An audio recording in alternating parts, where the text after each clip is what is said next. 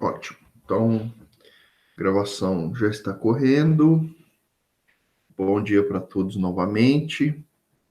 Desculpe aí o probleminha que eu tive de conexão, mas acredito que agora já esteja tudo regularizado e aí a gente pode dar início, de fato, à nossa aula, tá bom?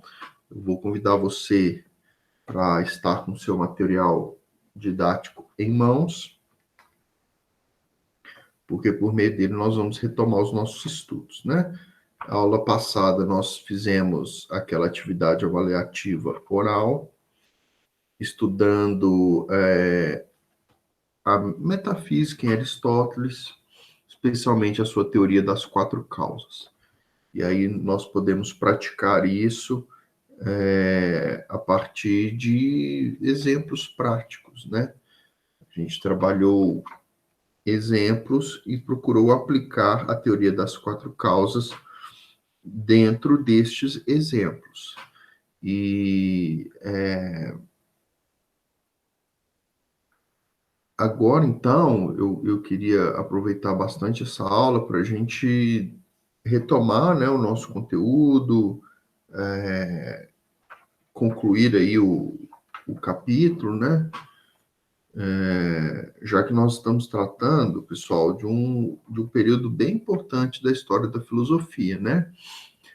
A gente sabe que a filosofia antiga, ela levantou problemas filosóficos que praticamente vão abranger todas as áreas do, da filosofia, né? E, e essa abrangência não é só de extensão, mas também de profundidade, porque os filósofos gregos da antiguidade, eles foram muito perspicazes, muito profundos nas suas reflexões sobre os problemas filosóficos. Então, quando a gente fala de filosofia antiga, e neste momento a gente está concluindo especificamente o estudo de Aristóteles, nós estamos tratando de filósofos que trouxeram ressonância sobre questões filosóficas até os dias de hoje, né? Eu estou estudando no doutorado um autor contemporâneo, um filósofo contemporâneo francês chamado Gilbert Simondon. E o Gilbert Simondon, a tese de doutorado dele, este que é um dos filósofos contemporâneos mais relevantes, aí, especialmente no campo da filosofia da técnica, a tese de doutorado dele, uma das suas principais reflexões é sobre a, a, a ontologia, né, que é um aspecto ligado à metafísica em Aristóteles. Então, você perceba que até os dias de hoje, até a filosofia contemporânea, né, Simondon, deixa eu permitir aqui,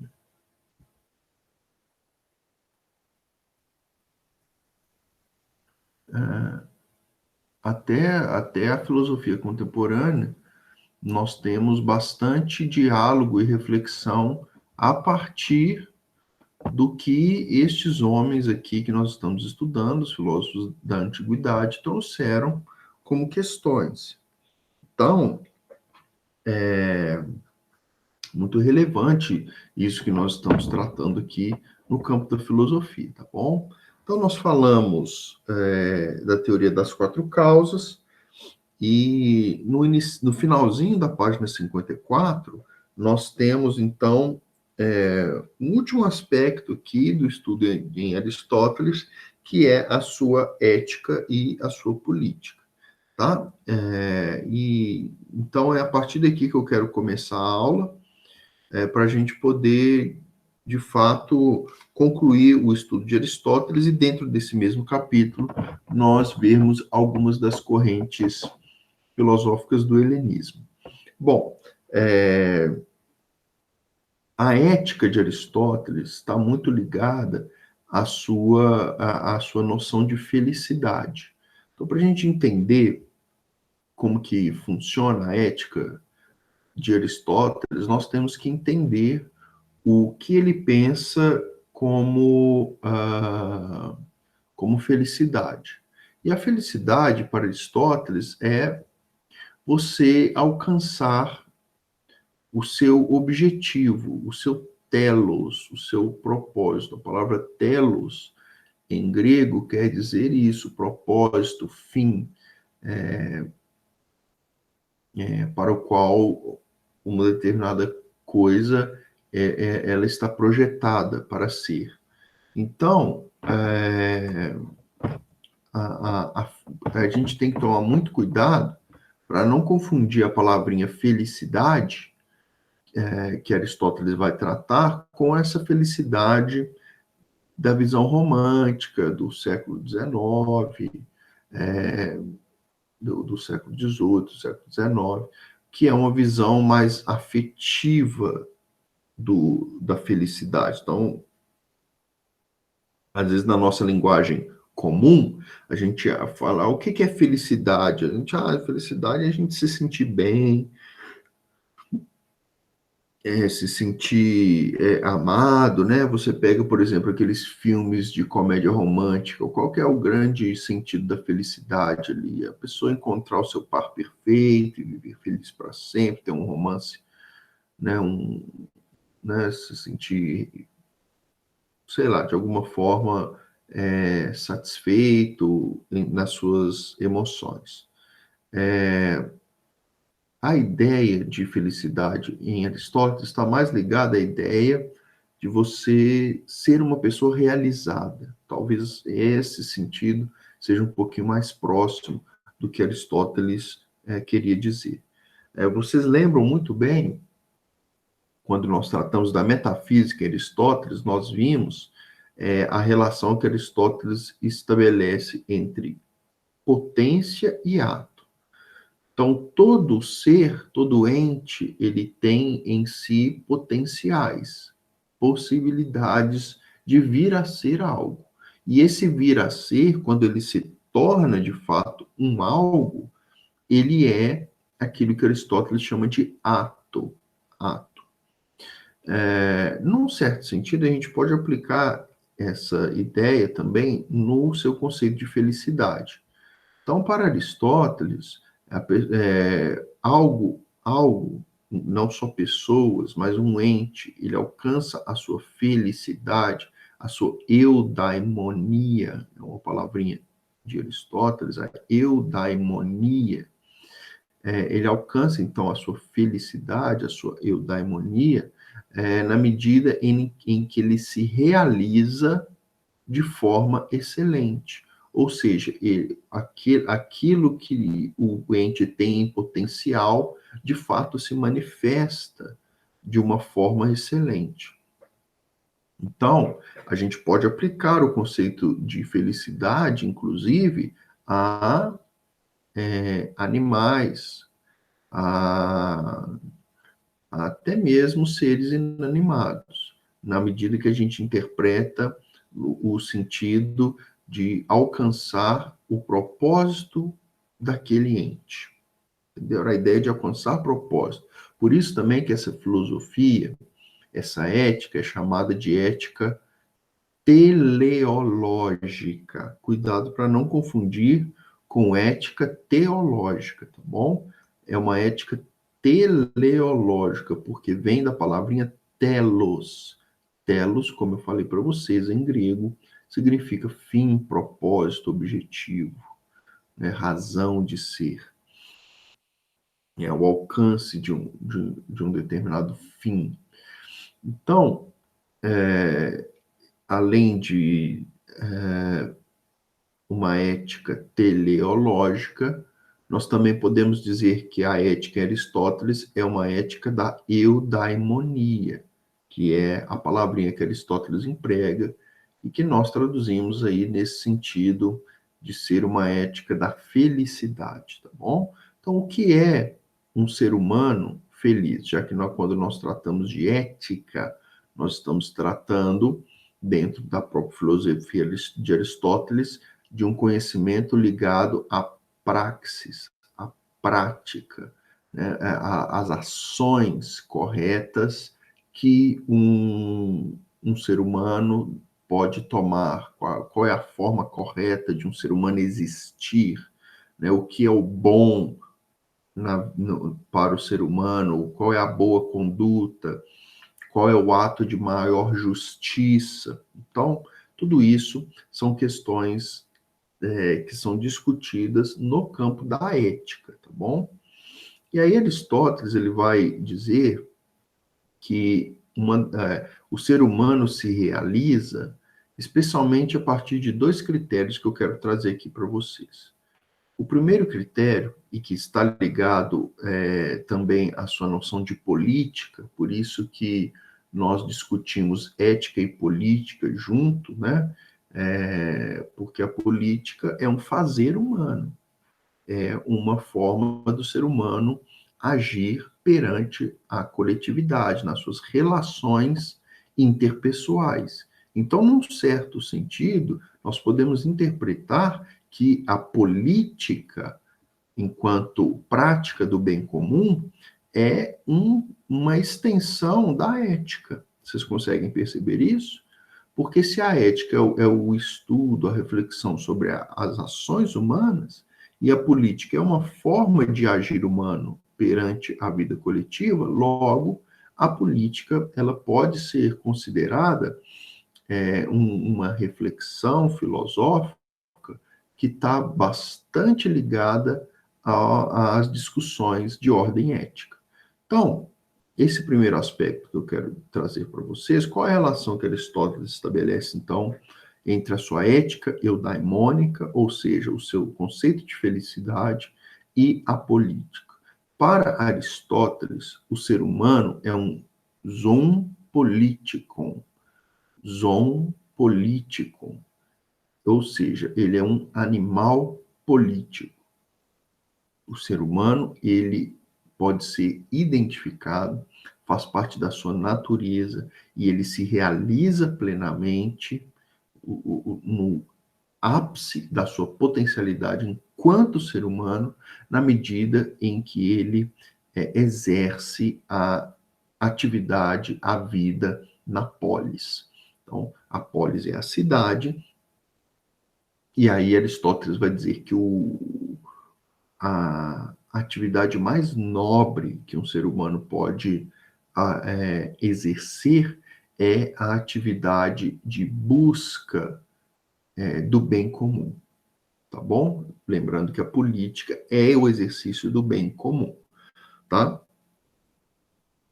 A gente tem que ampliar um pouquinho o nosso conceito de política. Política não é meramente o exercício como a gente tem hoje na nossa cultura, o exercício da atividade numa determinada instituição, né? No nosso caso aqui, um Congresso Nacional, uma Assembleia Legislativa, um cargo no Executivo. Não, o exercício da política, ele sobressai, ele se estende, ele ultrapassa, tá? Ele ultrapassa as barreiras da instituição. Então, o ser humano é um ser político que exerce a política em todos os aspectos da vida. Agora, obviamente, Aristóteles dá, sim,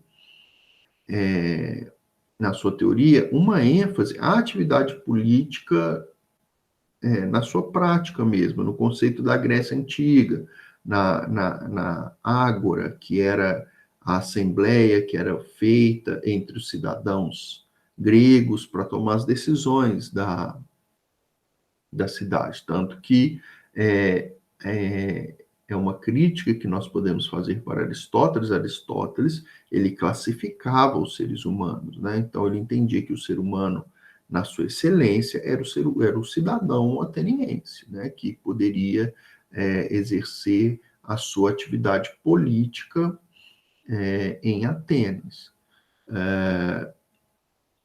Isso quer dizer que a única forma do ser humano se realizar é na política? Não. Essa é a maior forma, a forma mais nobre, a forma máxima. Mas Aristóteles vai dizer que os seres humanos, eles foram criados para de diferentes funções, tá bom? Então, uma pessoa, ela pode realizar o máximo da sua potência, e é isso que eu quero destacar para vocês, ele pode realizar o máximo da sua potência em outras áreas de atuação. Então, na área militar, na área fabril, na área teórica, ele pode desenvolver isso, ele pode se realizar assim. Mas para Aristóteles, a realização máxima é a realização da vida política, tá bom? Então, esse é o primeiro aspecto que eu queria destacar para vocês é, da, é, da ética em Aristóteles, né? E o segundo aspecto que eu quero trazer para vocês é o que o nosso título está trazendo aqui, sobre a questão da felicidade enquanto mediania, né? Eu estou tratando do subtítulo 3.1, que é a felicidade, a virtude e a mediania. Então, quando a gente vai falar da da virtude em Aristóteles, nós também estamos tratando do conceito de felicidade dele. Então, vamos pensar o seguinte: para Aristóteles, o ser humano ele alcança a sua realização também na medida em que ele tem atitudes éticas. Então, quando o ser humano ele exerce virtudes, ele consegue implementar na sua prática cotidiana valores, tá bom? E por que a gente chama isso de mediania? Porque, para Aristóteles, a virtude ela está entre a falta e o excesso. Então, a virtude para Aristóteles é um valor equilibrado, equilibrado. E aí ele vai criar alguns conceitos, e na medida que a gente entende os conceitos, eu acredito que isso fique um pouquinho mais claro, né? Então, por exemplo, Aristóteles vai eleger a virtude da temperança. Então, a temperança, que é uma virtude em Aristóteles, ela está no meio, numa mediania, no equilíbrio entre a falta, que seria uma insensibilidade, e um excesso, que seria a libertinagem. Então, quando o homem está fazendo uso dos prazeres, desculpe, ele está buscando satisfação, ele não pode nem ser insensível, uma pessoa. Obrigado, Lucas. Lucas me deu saúde aí no chat. Vou respirar. Obrigado. Desculpe. Então, ele não deve nem ser insensível e nem libertino. Ou seja, não deve tratar os prazeres de forma irrelevante, mas também não ser uma pessoa totalmente abusiva. Então, o equilíbrio é a temperança. Um exemplo que é muito bom, que eu gosto de dar, é o exemplo da coragem. Então, Aristóteles vai dizer, a coragem, ela é o meio termo, ela é a mediania, ela está entre dois extremos, que de um lado, a falta de coragem, exatamente, a falta de coragem é a temeridade, e aliás, o excesso de coragem é a temeridade e a falta é a covardia. Então, uma pessoa, quando lida com essa virtude, ela não pode nem ser covarde, que seria o erro pela falta de coragem, mas também não pode cair no excesso de coragem, que seria uma temeridade. Né? A temeridade é você não temer de forma irresponsável, de forma imprudente. Né? Então, por exemplo, eu posso ser uma pessoa corajosa e e querer, por exemplo, sei lá, atravessar um rio nadando de 1 quilômetro de extensão para salvar uma aldeia em chamas. Então, eu vejo uma aldeia em chamas, entre mim e a aldeia está 1 quilômetro de extensão. Eu, que não sou nadador profissional, eu acredito que eu consiga nadar 1 quilômetro para levar socorro àquelas vítimas. Agora, eu seria temerário da minha parte eu achar que eu vou conseguir atravessar 12 quilômetros nadando para salvar aquelas pessoas. Provavelmente eu vou morrer no meio do caminho. Então, seria uma espécie de excesso de coragem, uma temeridade, uma falta de percepção dos meus próprios limites, né? Da própria condição da situação, e eu mergulhar, enfrentar uma atitude que esteja para além das minhas possibilidades. É lógico que se eu fizer isso, eu vou nadar no máximo 2 quilômetros, talvez 3, 4, mas eu nunca vou nadar 12 quilômetros, porque isso é para além das minhas forças. Então veja que é uma espécie de cálculo. A virtude, para Aristóteles, é um equilíbrio, é uma mediania, tá bom? Nós podemos pegar, por exemplo, a virtude da gentileza. Então, a gentileza é uma virtude. A sua falta é a indiferença. E o seu excesso é a ira. Mais um exemplo que eu trouxe para vocês. Então, a modéstia é uma virtude. Então, a falta de modéstia vamos dizer assim, a falta de seria a falta de decoro, ou a sem vergonhice, o excesso da modéstia talvez seria a timidez. Então, eu estou trazendo algumas palavrinhas aqui para a gente poder, né, de alguma forma, ir aplicando aí essas ideias, tá bom?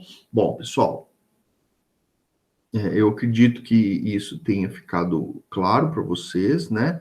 Essa compreensão desses dois aspectos que eu queria tratar da ética em Aristóteles, né? O seu traço político e o seu traço enquanto virtude. No nosso material didático, isso, Esther.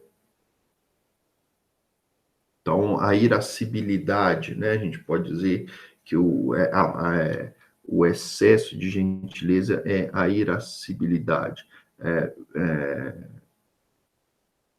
Então, a gente está lidando com qual sentimento aqui? A gente está lidando com o sentimento daquela atitude, aquela expressão espontânea.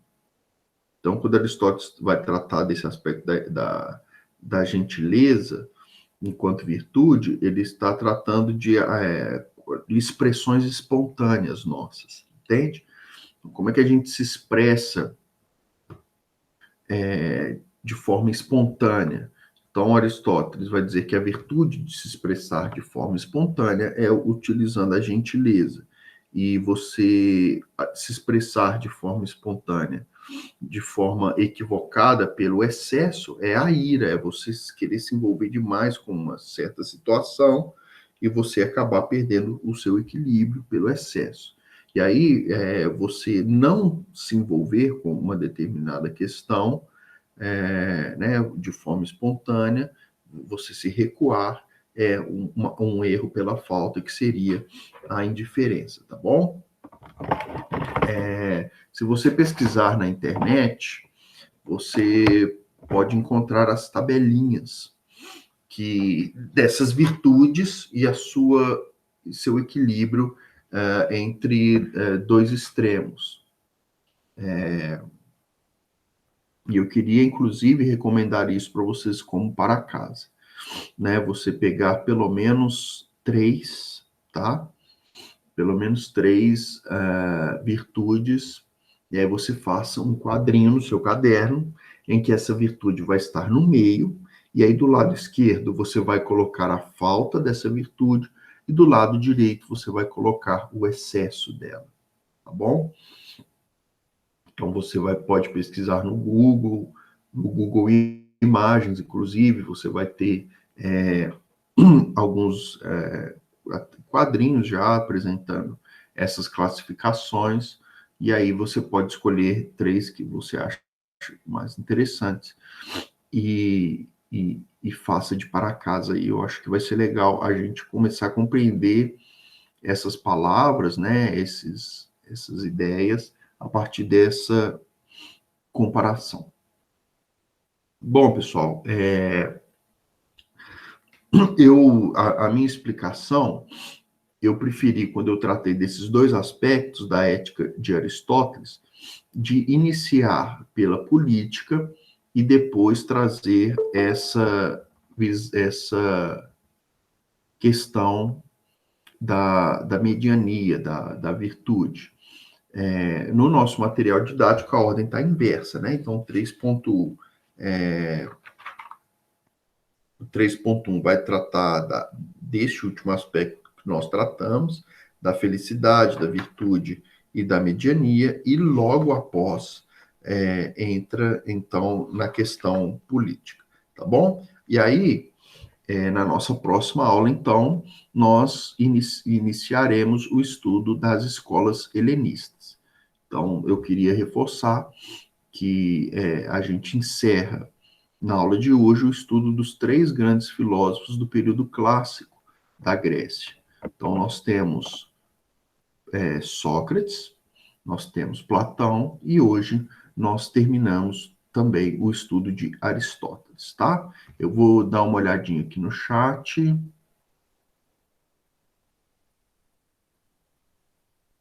Ficou mais claro, ou Esther, a minha explicação? Eu vi a sua pergunta aqui, tentei responder.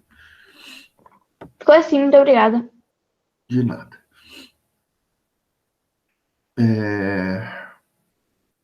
Pessoal, como nós temos alguns minutinhos ainda, eu vou tentar aqui abrir a chamada.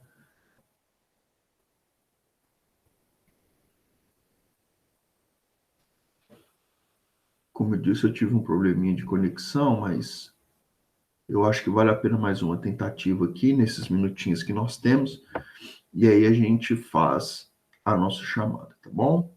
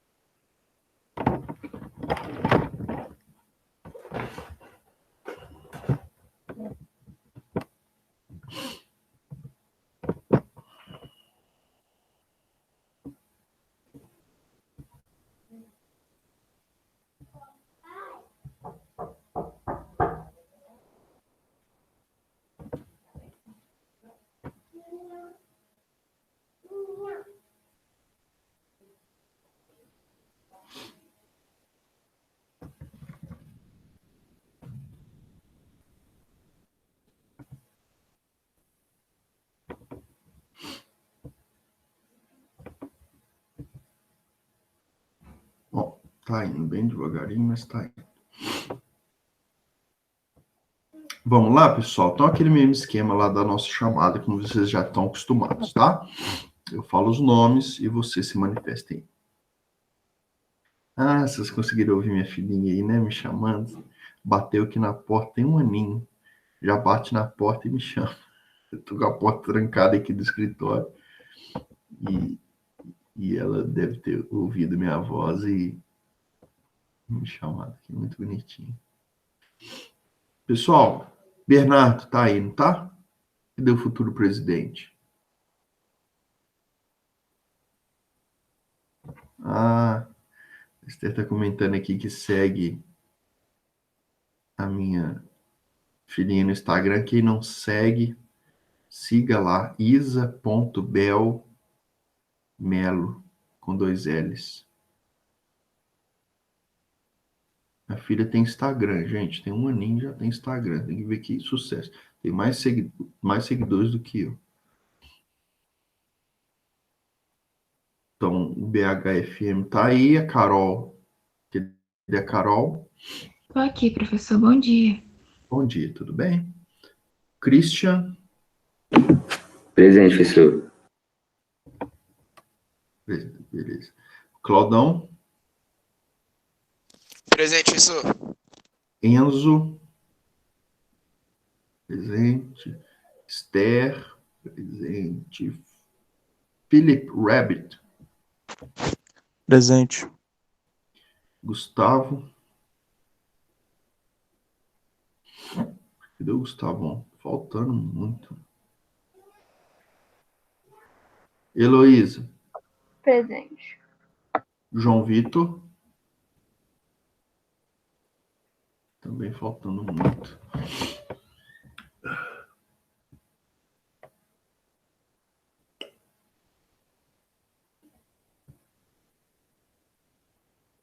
Jonatas. Presente, professor. Estou aqui. Laiane.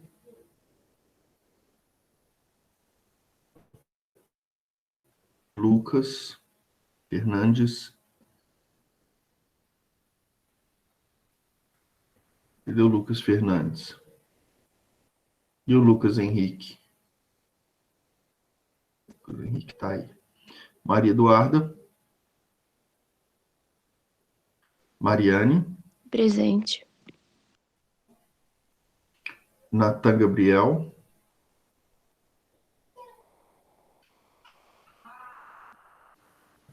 Natan Garibaldi.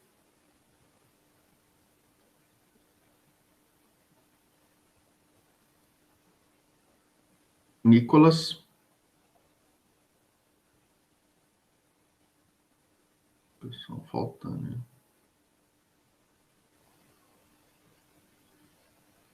Lucas Fernandes, tá aí? Tá, deixa eu tirar essa foto. Pedro Eduardo. Presente, professor. Rafael. Não. Sara Teobaldo. Presente, né? Então, ok. Vou registrando aqui a chamada.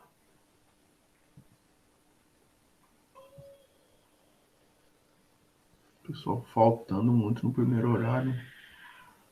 Acho que a cama tá muito sedutora aí nesse inverno. Tô dormindo mais do que... Bom, pessoal, então, matéria concluída, tá? Alguém tem alguma dúvida? Alguma questão? Ó, o Natan Gabriel voltou aí. Tá. Alguma dúvida? Alguma questão? Alguma pergunta? Podemos considerar encerrada a unidade?